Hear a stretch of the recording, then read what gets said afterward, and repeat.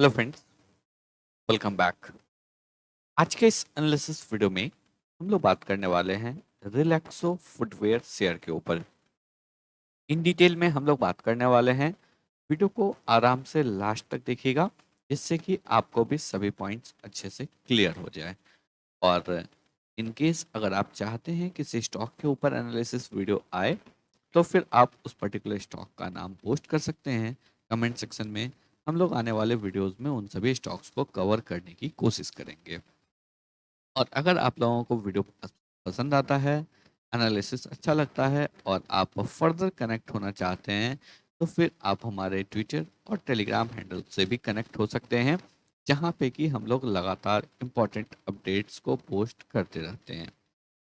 सारा डिटेल जो है डिस्क्रिप्शन बॉक्स में आपको मिल जाएगा। टेलीग्राम और ट्विटर हैंडल का लिंक भी जो है डिस्क्रिप्शन बॉक्स में मिल जाएगा। चलिए बात करते हैं रिलैक्सो फुटवेयर शेयर के ऊपर। स्टॉक में आज 0.75% का गिरावट देखने को मिला। लास्ट 1 मंथ की अगर बात करेंगे, स्टॉक तकरीबन 14.5% के गिरावट के साथ ट्रेड कर रहा है। और लास्ट 6 मंथ की अगर बात करेंगे, स्टॉक 18% के गिरावट के साथ ट्रेड कर रहा है। अगर हम लोग यहाँ पे देखेंगे तो नेकेड आई से भी विजिबल है जो स्टॉक एक रेंज में ट्रेड कर रहा था, जिस रेंज का कि स्टॉक ने यहाँ पे ब्रेकडाउन कर दिया। तो चलिए अब और डिटेल में हम लोग बात करते हैं, क्वार्टरली रिजल्ट के ऊपर भी बात करते हैं, कुछ और फंडामेंटल पॉइंट्स के ऊपर बात करते हैं, फिर बात करेंगे चार्ट्स के ऊपर। यहाँ पे अगर हम लोग बात करेंगे, 16,858 करोड़ का मार्केट कैप है कंपनी का और 93 के पीई पे ट्रेड कर रहा है। इंडस्ट्री पीई की अगर बात करेंगे तो 58 का एवरेज इंडस्ट्री पीई है, तो अपने इंडस्ट्री पीई से काफ़ी हाई पे स्टॉक ट्रेड कर रहा है। रिटर्न ऑन कैपिटल एम्प्लॉयड कोई एक्सेप्शनली वेल नहीं है, एवरेज है तकरीबन 14% का। रिटर्न ऑन इक्विटी 10.5% का है। एक चीज अगर आप यहाँ पे देखेंगे तो स्टॉक का जो पी है उसके अकॉर्डिंग यहाँ पे रिटर्न ऑन कैपिटल एम्प्लॉयड उस चीज को जस्टिफाई नहीं कर रहा है। और रिटर्न ऑन इक्विटी भी नॉमिनल है 10.5% का। रिटर्न ऑन इन्वेस्टेड कैपिटल ये आपको 10.5% का है, तो इट्स ओके। और एसेट टर्नओवर रेशियो भी आपको अच्छा है 1.12 का। चलिए बात करते हैं कंपनी के क्वार्टरली रिजल्ट के ऊपर। क्वार्टरली रिजल्ट जो है कंपनी का कमजोर आया है। क्यों कमजोर आया है? 679 करोड़ का कंपनी ने सेल्स किया है। अगर आप यहाँ पे देखेंगे तो 681 करोड़ का सेल कंपनी ने दिसंबर 22 के क्वार्टर में किया था, यानी कि फाइनेंशियल ईयर 23 के क्वार्टर 3 में कंपनी ने 681 करोड़ का जो है आपको सेल्स किया था। उसके बाद ऑलमोस्ट 6 क्वार्टर के बाद 7th क्वार्टर में ऐसा नतीजा आया है। और अगर यहाँ पे देखेंगे तो एक और जो यहाँ पे इम्पोर्टेंट फैक्टर है, ऑपरेटिंग प्रॉफिट मार्जिन लगातार कांस्टेंट बना हुआ है। ऑपरेटिंग प्रॉफिट मार्जिन में इंक्रीमेंट नहीं है। अगर सेल्स घटा बट अगर ऑपरेटिंग प्रॉफिट मार्जिन यहाँ पे इंक्रीज होता तो डेफिनेटली जो है मार्केट इतना ज़्यादा नेगेटिव नहीं होता इस स्टॉक के ऊपर। लेकिन यहाँ पे ऑपरेटिंग प्रॉफिट मार्जिन या फिर एबिटा मार्जिन फ्लैट है और सेल्स डिक्रीज हो रहा है, जिसकी वजह से क्या हो रहा है, आपको नेट प्रॉफिट के ऊपर इम्पैक्ट देखने को मिल रहा है। और ओवरऑल अगर देखेंगे तो अर्निंग पर शेयर के ऊपर इम्पैक्ट देखने को मिल रहा है। इसके साथ ही अगर हम लोग बैलेंस शीट के ऊपर बात करेंगे तो कंपनी जो है ऑलमोस्ट डेट फ्री है। 212 करोड़ का कंपनी के ऊपर डेट है और इतना जो है कंपनी का ईयरली प्रॉफिट है, तो ये बहुत ज़्यादा डेट कंपनी के पास नहीं है। डेट के अगेंस्ट में अगर रिजर्व्स की बात करेंगे तो लगातार रिजर्व्स इंक्रीज हो रहा है। 1986 करोड़ का रिजर्व है। 25 करोड़ का इक्विटी कैपिटल भी है कंपनी के पास।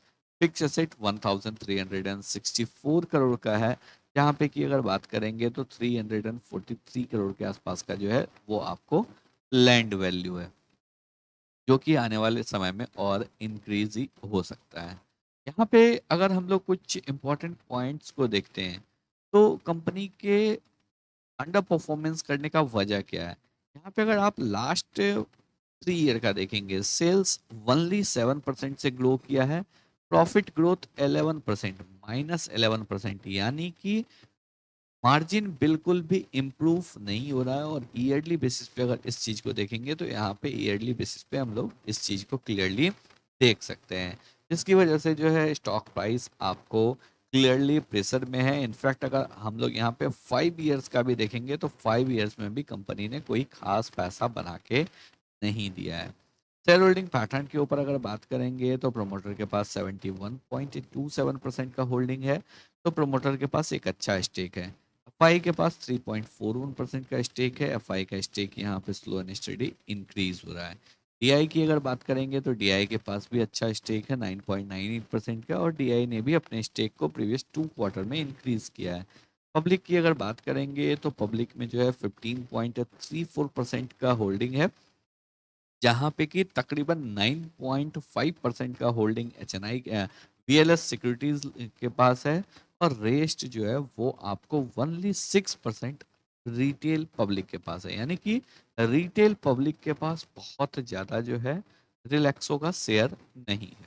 चलिए अब आ जाते हैं चार्ट्स के ऊपर। चार्ट हम लोगों को क्या इंडिकेट कर रहा है? मंथली चार्ट हम लोगों के सामने ओपन है। स्टॉक तकरीबन 53% अपने टॉप से करेक्ट हो चुका है। 1448 का टॉप यहाँ पे लगाया था in the month of November 2021, और 3 इयर्स डाउन द लाइन अगर देखेंगे तो 53% का स्टॉक 53% से ज़्यादा के गिरावट के साथ स्टॉक ट्रेड कर रहा है। यानी कि 3 इयर्स पहले जिन्होंने भी पैसा यहाँ पे लगाया था उनका रिटर्न अभी भी निगेटिव है। इनफैक्ट जिन्होंने 2020 के नवंबर में भी लगाया था उनका भी यहाँ पे निगेटिव रिटर्न या फिर ऑलमोस्ट फ्लैट रिटर्न है। यानी कि लास्ट 4 ईयर का टोटल रिटर्न जो है ऑलरेडी गॉन हो चुका है। इस स्टॉक में क्या करना चाहिए? सबसे पहले अगर देखेंगे एक मेजर सपोर्ट यहाँ पे ब्रेकडाउन होता हुआ दिख रहा है। वीकली बेसिस पे अगर देखेंगे 750 का लेवल जो है यहाँ पे ब्रेकडाउन हुआ था, उसके बाद आपको एक इमीडिएट बाउंस बैक देखने को मिला, बट वापस से स्टॉक ने ब्रेकडाउन दिया है, और बहुत ही जबरदस्त एक बियरिश कैंडल का फॉर्मेशन देखने को मिल रहा है। तो स्टॉक यहाँ पे नीचे की साइड में आपको जा रहा है, 500 550 के जोन को स्टॉक हिट करने के लिए जा रहा है। नेक्स्ट जो सपोर्ट लेवल है वो आपको 500 550 का ही जोन है। तो इस स्टॉक में इमीडिएट आपको कोई भी बाइंग नहीं करना चाहिए। ऊपर के लेवल से अगर देखेंगे तो ऊपर के लेवल से ट्रेंड लाइन का रेजिस्टेंस है। अगर स्टॉक को ऊपर जाना है तो फिर स्टॉक को इस ट्रेंड लाइन के ऊपर निकलना होगा। जब तक स्टॉक इस ट्रेंड लाइन के ऊपर नहीं निकलेगा, स्टॉक में हम लोगों को कोई भी बड़ा मोमेंटम देखने को नहीं मिलेगा। तो इसी वजह से इस चीज़ को ध्यान रखना है। स्टॉक में अभी फर्दर गिरावट देखने को मिल सकता है। स्टॉक 500 550 के जोन को रीटेस्ट कर सकता है। सेकेंड इंपॉर्टेंट थिंग, अगर सपोज स्टॉक यहाँ से रिवर्स करना भी स्टार्ट करता है तो जब तक एटलीस्ट वीकली बेसिस पे स्टॉक इस ट्रेंड लाइन के ऊपर निकलना स्टार्ट नहीं करता है, आपको यहाँ पे इमीडिएट जंप नहीं करना चाहिए। अब बहुत से लोगों का ये क्वेश्चन रहता है, जो अगर हम लोगों के पास स्टॉक है तो क्या इस पर्टिकुलर लेवल पे हम लोगों को एवरेज करना चाहिए या नहीं करना चाहिए? तो आपको एवरेज भी तभी करना है जब स्टॉक कोई अपसाइड मोमेंटम का साइन दिखाएगा। अपसाइड मोमेंटम का साइन कब दिखेगा? जब स्टॉक इस ट्रेंड लाइन के ऊपर ट्रेड करना स्टार्ट करेगा। तो ना तो आपको अपने स्टॉक को इमीडिएट एवरेज करना है और ना ही स्टॉक को फ्रेश बाई करना है। दोनों एक ही पॉइंट पे होगा, लेकिन उसके पहले स्टॉक को एक पॉजिटिव साइन दिखाना होगा, तभी जो है स्टॉक को हम लोग बाय करें। आई होप आप लोगों को सभी पॉइंट्स जो है बिल्कुल अच्छे से क्लियर हो गए होंगे। अगर आप लोगों को वीडियो पसंद आया हो, एनालिसिस अच्छा लगा हो, वीडियो को लाइक करके चैनल को सब्सक्राइब जरूर।